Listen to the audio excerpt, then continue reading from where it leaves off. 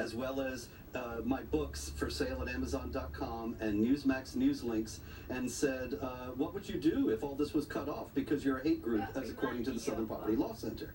And I tried to actually reason with this reporter, Lauren Kirchner, and tell her the implications of what she was suggesting, and saying that if you are allowing that people with unpopular political opinions be cut off from these platforms, you better hope it doesn't turn on you and your positions don't become unpopular sometime in the future. But she published her article. It led off with me, denounced me, noted the Southern Poverty Law Center's absolutely spurious claim that I'm some sort of hate group leader, and within hours I was notified by PayPal that I could no longer use their platform.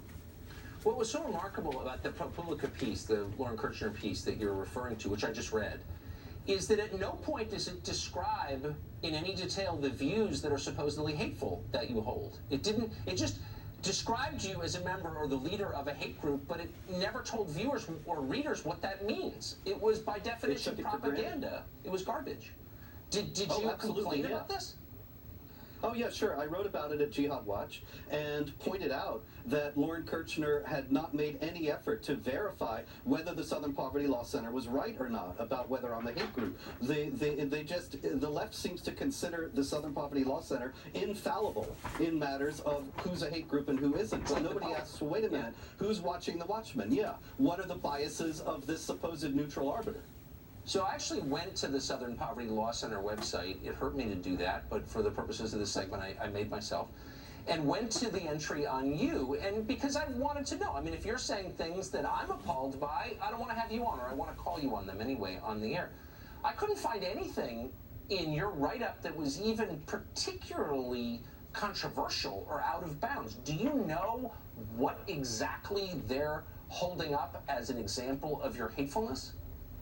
Well, I think that what we have here is the left's very common tendency to take statements that are absolutely true that they don't like and portray them as hateful. One of the main things that I say in my work is that the jihadis are working from real traditions within Islam. They're not all Muslims by any means and all that. Not all Muslims are terrorists or believe in what the jihadis believe in, but the jihadis can and do point to the texts and teachings of Islam to justify violence and make recruits among peaceful Muslims. Now, this is an obvious fact that I've documented thousands of times on Jihad Watch, but as far as the left goes, if you even suggest that Islam is not a religion of peace, or that might not be a religion of peace in every conceivable way, then you're a hate monger and a bigot and an Islamophobe.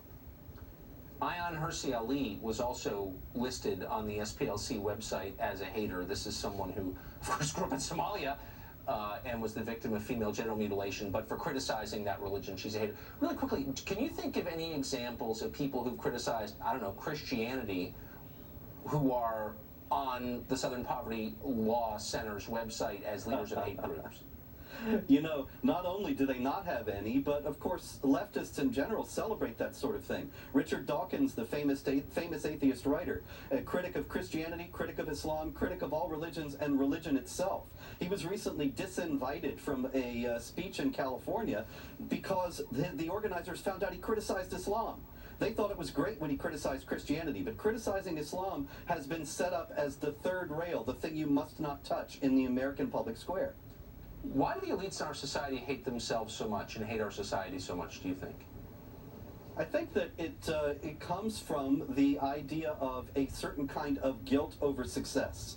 Yeah. And that the West has been very successful, and its culture is celebrated all over the world, and they feel guilty about that and think that we have to apologize and bring in all these other cultures to make up for this. It's really sick. I wish Freud were still around for a diagnosis. Thanks so much for joining us, and congratulations on being back among the living. Thank you.